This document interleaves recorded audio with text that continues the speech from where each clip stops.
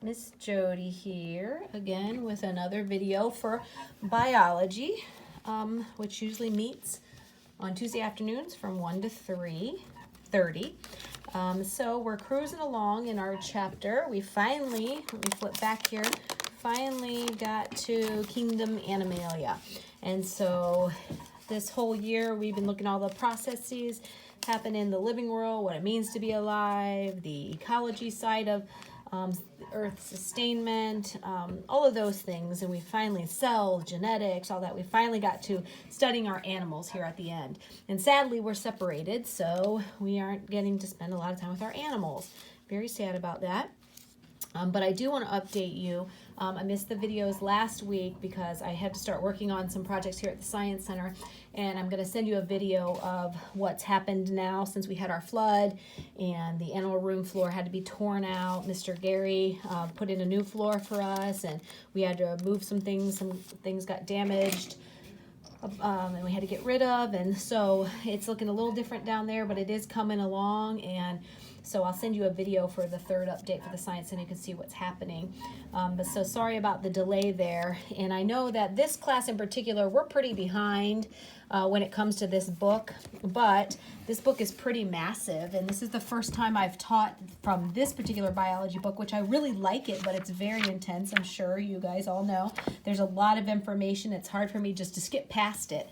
And probably next year when I reteach this class, I will skip through some of the things and try to skimming it down a little bit, because we've definitely had a hard time getting through in our short time each week together. We are finishing chapter 16, but I forget how many chapters there are in this 20 something. So we still have another 4, 5, 6, I don't even know how many chapters. Yeah, it goes to 25. So really we have a lot more chapters. However, when I look at the book, the first segment or the first set or part of the book talks through biology, which would be Biology 101, the first part of the biology world. And then the last, I don't know how many chapters, it kind of goes over human anatomy and physiology from chapter, let's see, that's 22, 21, looks like from chapter 20 on. Let's see.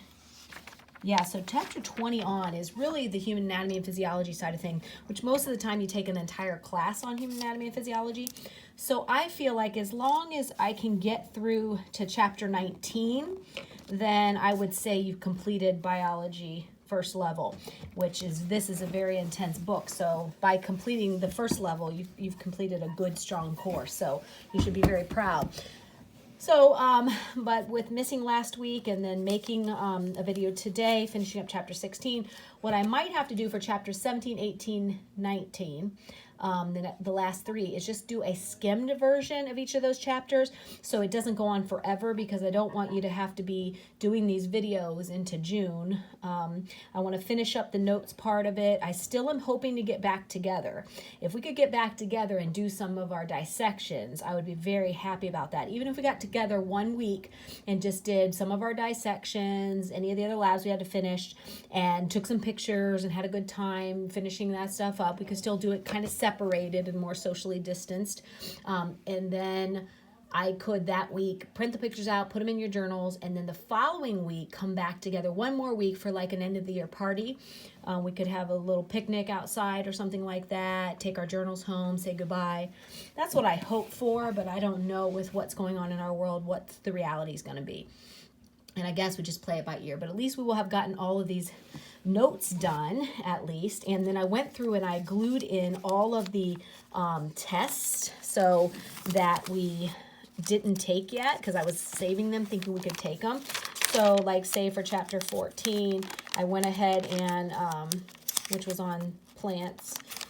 I'm missing all my pictures of you guys together, but so chapter 14, I went ahead and glued in all the blank tests because I thought we could do them together. But if we do get back together, I don't want to spend time taking all these tests, but they would already be in your journal and you could do those at home. And just as a review, and give yourself credit for that. So I did glue in all the chapter tests that are blank. But if we could at least get back together and do the dissections, I think that would be beneficial. Biology definitely needs dissections for requirement, and I don't want to miss that. So hopefully, but we'll see. I'll keep you posted on that. So, but like I said, we finally got to Kingdom Animalia. And we talked about the characteristics of being an animal: eukaryotic cells, heterotrophic, multicellular, the structure of the animal bodies, the endoexoskeleton, the hydrostatic skeleton, all those things, classification, and the germ layers and all that. And then we went into one of our first categories of the invertebrates, which were the sponges. And we did good with the sponges. I forgot to get this some of my sponges out during this time, but if we would have been together, I have some really great sponges, and it's really neat to see the complexity of the structure of the sponges. And of course, hopefully you watched the video that I sent you on how they how the water is moved through the sponges and their role as filter feeders among the sustainment of our oceans. And then we talked about the cnidarians, the stinging cells, all the cnidarian group. And then I asked you to create some sort of jelly, sea jelly, which I would say jellyfish, but they're not true fish. Can't talk like that. They don't have the qualifications for fish, but that's another topic. And so this was just my little boring cnidarian, but I'm sure you did way better than that. I just threw that together. I could have been a little bit more creative, but hopefully you've created something. And speaking of, I am going to make a drop box. Probably tomorrow I'll set it down at the front door of the Science Center, and you can start dropping off if you are out, and like your little half sheets with your name, put them all in a baggie with your name on it, a Ziploc baggie, and throw it in the bucket, and then I will glue them into your journal. Any of the crafts that you've made, anything that you want to show me, any of your homework that you've done, I could get working on grading that.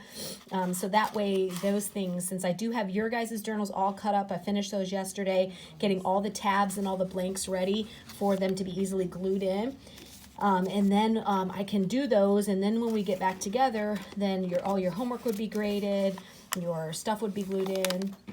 So if you are able to, don't make an extra trip, but if you're able to and you're out, maybe your mom or dad at the grocery store, they can just drop by and throw it in the little bucket for me. All right, so finishing up chapter 16, then continuing on the invertebrates. So looking at the sponge group, Porophora, those particular invertebrates, looking at the cnidarians, those particular invertebrates, and then now looking at the worm category, and that obviously being a general term, but with the worms, we have some main categories, which will actually be groups like the nematodes, annelids, the planarians, and all those. Okay, so worms, they're animals with soft, long bodies.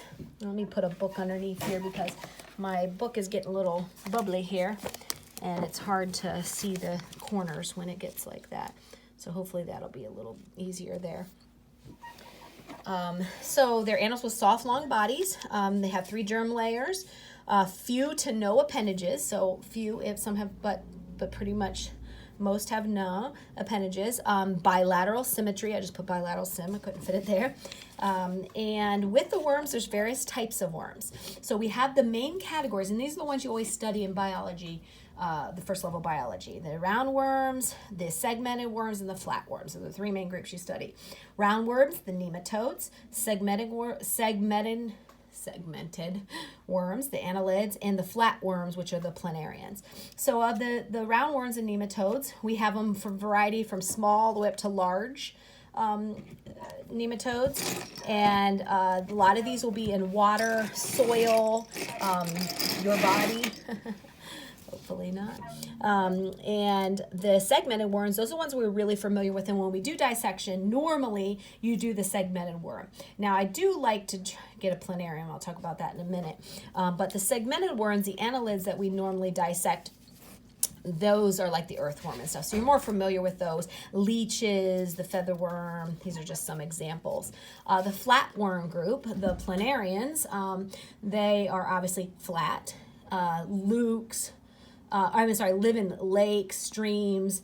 Some live on the land in the terrestrial ones. And so a variety of these particular worms. Now, just to make it simplified, because I'm trying to just do a 1 page per topic here, just to make it summarized, and you have the material at home to study it more in depth because of us trying to finish this up. So I just focused on 2 main things. There's what we call the free living worms or the parasitic worms. So if you're a free living worm, you can live on your own. You don't need to be sucking the life out of something else. They tend to be more complex, and they can be in any of these groups, okay? These are the groups of the types of worms, but in these groups, you can have free living or you can have parasitic worms in each of them. Okay, so, or most of them. Free living tend to be more complex. They eat things like detritus, which is dead things, fungi, protozoan, algae. So that's their source of food. Many of the free living ones are beneficial. And they're going to be helpful to our life, like soil. The ones who live in the soil, they grind it up, they enrich it, they bring oxygen by making holes in it, and water, allowing oxygen and water to move through the soil through their process, so they become very beneficial to us. They do note and say that one earthworm can work through 1/2 pound of fertile soil a year. So their one little earthworm is making that much a difference in 1/2 pound of soil, making it fertile and such. So they're very beneficial.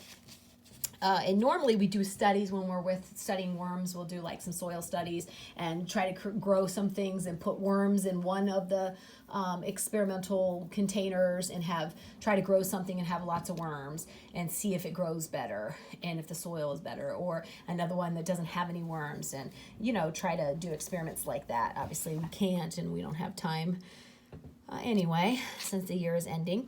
So with the free living and then the parasitic ones, they tend to be less complex, and what they're going to be doing is absorbing the nutrients from the hosts, and many times from the host's intestines, depending on the parasitic side of it.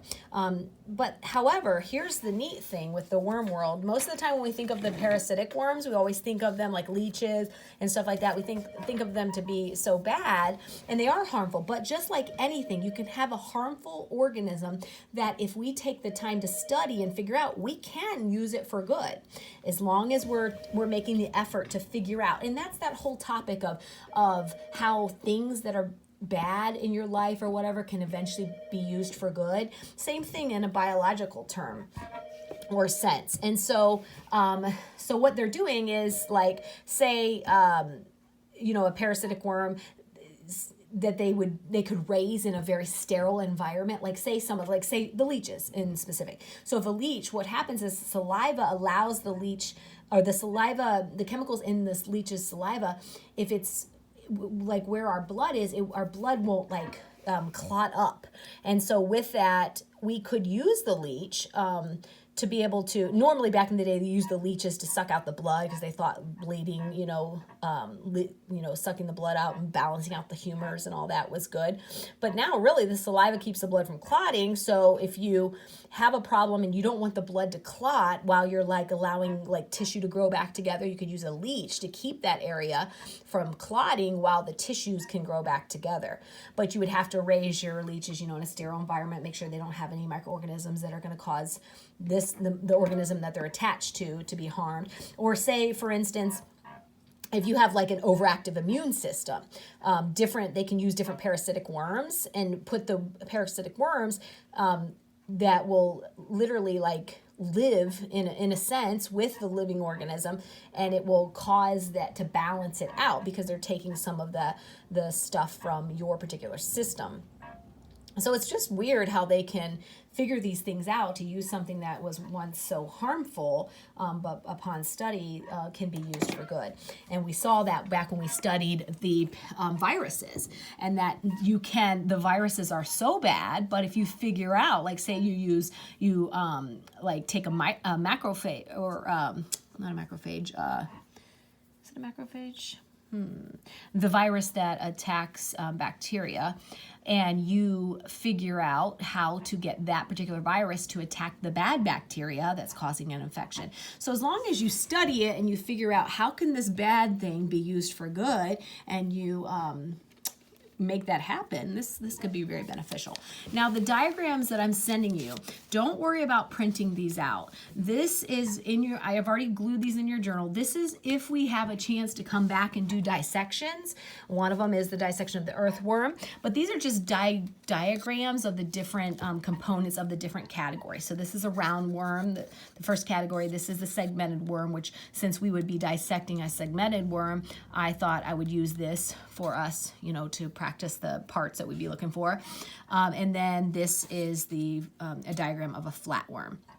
And if you remember when we studied in bacteria and archaea and protozoa, and we were looking at some things under the microscope, there was that one little flatworm in that one video. He had the two little eyes there, or the eye spots that look like little eyes. That's the diagram of that little guy there. All right, so don't worry about printing this out because that would just waste your ink, and I already have them glued in your journal, but just for reference, I'm sending them to you. All right, so that's just an overview of the worm group, which is another one of the invertebrate categories that we have to study. And then another invertebrate is the mollusk group.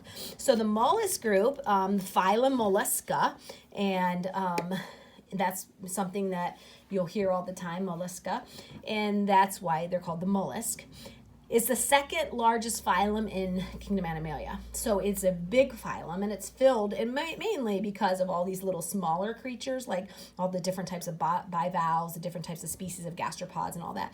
But three main groups: the bivalves, the gastropods, and the cephalopods.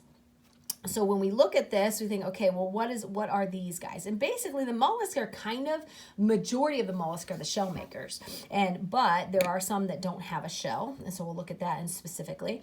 But bivalves, the clams, oysters, mussels, scallops, okay, a lot of those. So if you look at, and I brought some of my shells from my marine biology bucket. But anything, when you think of a shell, you can think, okay, you have to thank for that shell a mollusk. And so some of the mollusks are the shell makers. And so a bivalve, and these two won't match, but let's pretend like they do. A bivalve would be, bi would mean two, so it has two of the sides to it, would be the valve there. So two shells there. And obviously clams, oysters, mussels, you see that. And then the gastropods, they're also shell makers, some of them, with like the snail category. The slug's sometimes a little different, but in the snail category, so, but one shell. So these guys would be more of the two shells, one shell. And then they always say the cephalopods are the no shell, but actually an internal shell, kind of has a little internal side of the shell making, some of them. So just to make it easy for memory, but it's not, obviously in biology there's always exceptions, but you would be like two shell, one shell, no shell, or in shell. But like I said, there'll be some variations with that. So with the gastropods, all the slugs and all the snail groups, which is tons of species there. The cephalopods would be the octopus and the cuttlefish categories would be the main ones, okay? So with the mollusk, there's some common characteristics. One, there's three germ layers, and that's the beginning when we learned about kingdom Animalia, what the germ layers were. Most of these exhibit cephalization. If you remember that when we were talking about, I'm not sure which chapter it was, but where the head and the abdomen come together. I can't really remember if that was just at the beginning of classifying. Let me see if I see it in Kingdom Animalia. But I know it was just recently we were, that's symmetry, the derms, the wave, oviparous, viviparous. I'm not sure where that was, but you can go back and look at that particular, I know it was in Kingdom Animalia that we talked about that just recently. And so most of them will exhibit that, and cephalization, and bilateral symmetry. And that was also, I think, in the beginning. So the way that the organism can be split down the middle in the bilateral world. Other common characteristics, they have a digestive system, a circulatory system, a nervous system, and a respiratory system. So again, these are still systems. They're not going to be exactly like our system for the nervous system, digestion, but it's a system. And we know in biology how it works is the cells come together, form tissues, tissues form organs, organs forms systems, and systems form the body. But it doesn't mean that it's our type of nervous system or brain, you know, like, well, they don't have a brain. They have some sort of nerve pulses, like for understanding, for messages and such, to be understood. Okay, and so, so these are the common characteristics of the mollusk, but then they're also very different. And that's, like I said before, some are 2 shell, 1 shell, no shell, 2 shell, 1 shell, no shell, just for simple. Some can have 1 foot, all the way up to some of them having 8 arms, right? Because a 1 foot little guy with either the bivalve or the snail, and I guess we got the little bivalve foot. When we do our dissection for the bivalve, what they have you do always is the clam dissection, and then you'll see that little foot right there, guy. So you could go from 1 foot all the way up to, you know, 8 with the octopus and all that.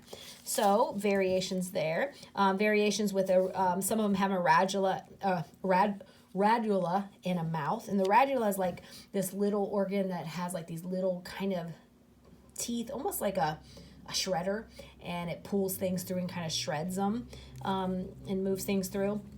So like a shredder and a mouth. Some of them have both.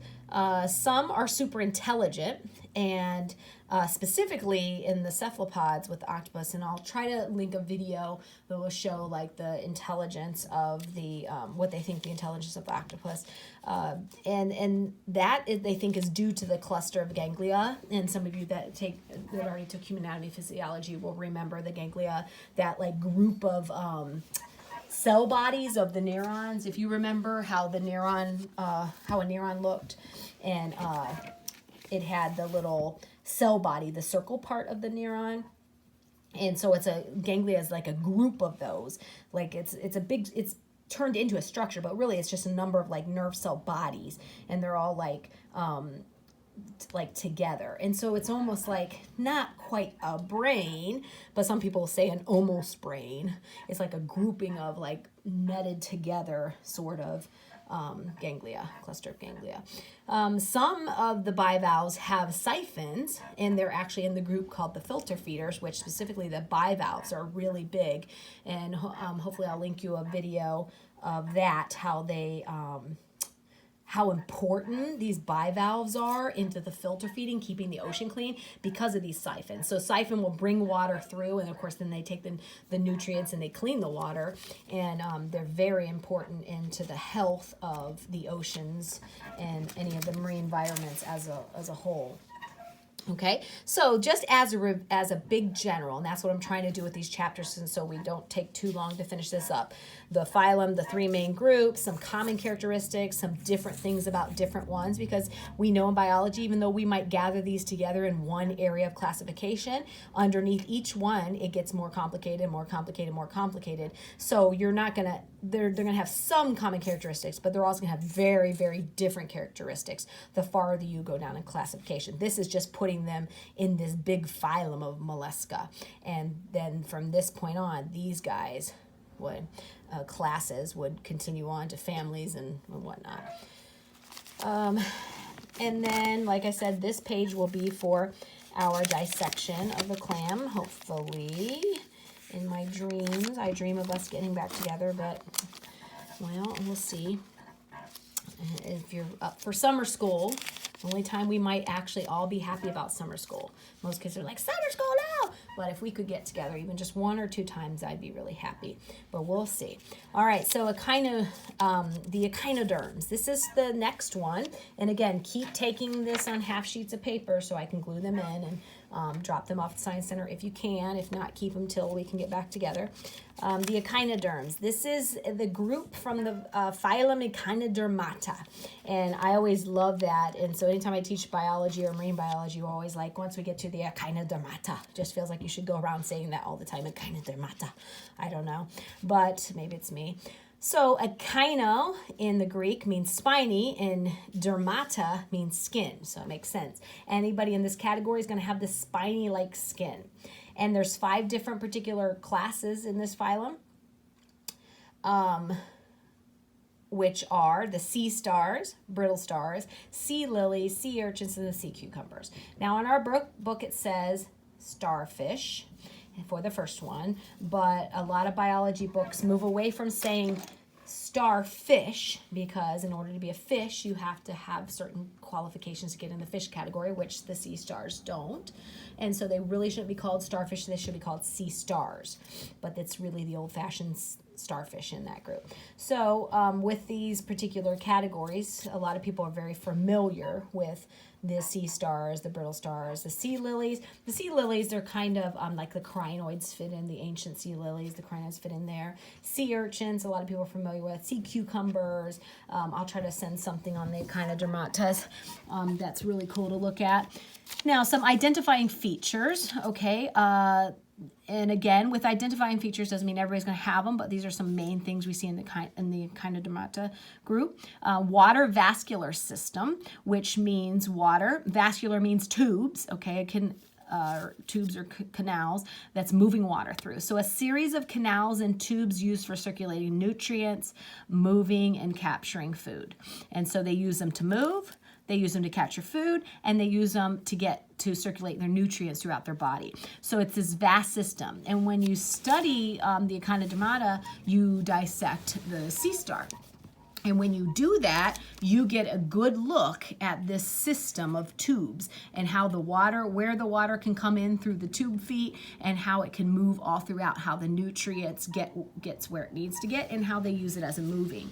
Now, on the video I'll send you for the Echinoderms, I think I have one where they're moving using that water system. And now sometimes when I send you these videos, even if it's something like they're younger kids videos, you just have to forgive me for that point, because I still like to watch those and I like to see like some of that stuff on that. It's just interesting to me and it's easy watching. We don't have to have all these really high terminology videos. Sometimes it's just I want you to fall in love with science and to see how exciting some of these living creatures are. Okay, so water vascular system, that's an identifying feature. Tube feet, knobs or leg-like structures, and with these tube feet, like I said, they even use them for their movement of water in their respiration, which is super cool. Nerve net. Now, nerve net is not necessarily the ganglia, like I was just talking about in the last group. The ganglia is going to be that group of cell bodies, where a nerve net, it's kind of like a network of neurons, which are still nerve cells, which conduct, but they're like spread out in this net, and they conduct these, the impulses, like from wherever the stimulus is, the impulses go back and forth. So they're still used for understanding the world around them. So it's still a nervous system, but it's not quite like, they don't have a head or they don't have a brain, but it's still an impulse system so that they can sense if somebody touches them or whatever, or prey or whatever. Some of the Echinoderms have powers of regeneration, and they can regrow lost limbs. And you've seen that probably before with some of the sea stars. So that's super cool. And if we could harness that understanding of how that works, wouldn't that be great if something happened to us and we could, like our arm was chopped off and we could grow another arm? And obviously we can't, because our biological system is different than a sea star. But isn't that a cool idea if we could figure out how that worked, and that magnificent design there? One thing about the Echinoderms, all of Echinodermata are marine organisms. There's no land Echinoderms and there's no freshwater Echinoderms. So they're all seawater based. But there are tons of the Echinoderms. And like I said, with these 5 particular groups, there's a lot of variety in the sea stars. I mean, in the Echinoderms, the sea stars, brittle stars, sea lilies, sea urchins, and the sea cucumbers. All right, so like I said, with this page, this will be our page for the sea star dissection if we get to do it. And what we might have to do if we only can meet for 2, because we also like 2 weeks, and we want to have 1 week together just to celebrate or something. And so if I only end up having 1 week of dissections, we've got the earthworm, the clam, the sea star. You have to dissect the frog when we get to the chordots. What else do you have to do? Oh, sometimes we do one for an arthropod for the insects. We usually do like a grasshopper or something like that. So if I end up having like 5 different ones, what we could do is just maybe I'll pick ones that I think are more exciting. And I'm going to send you some dissection videos anyway for each one of these that we're supposed to dissect, so that way you can watch them and you can watch a live dissection, or not a live, a videotaped dissection, and you would sort of already be prepared for it when it would be time for you to do your own dissection. So even if we didn't get to do all 5 or 6 or however many we're supposed to do, we would get like 2 or 3 in. I think that would still be good.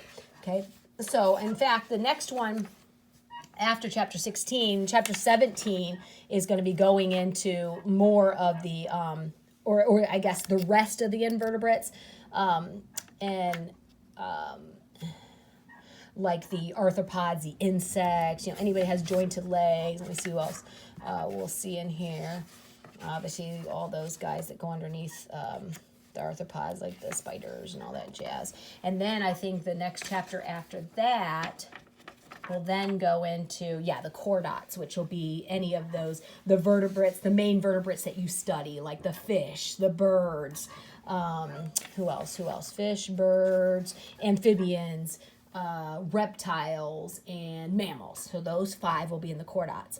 And so we got to definitely do a dissection there, which a lot of times we dissect the frog, which is a nice one to dissect, or an easy one.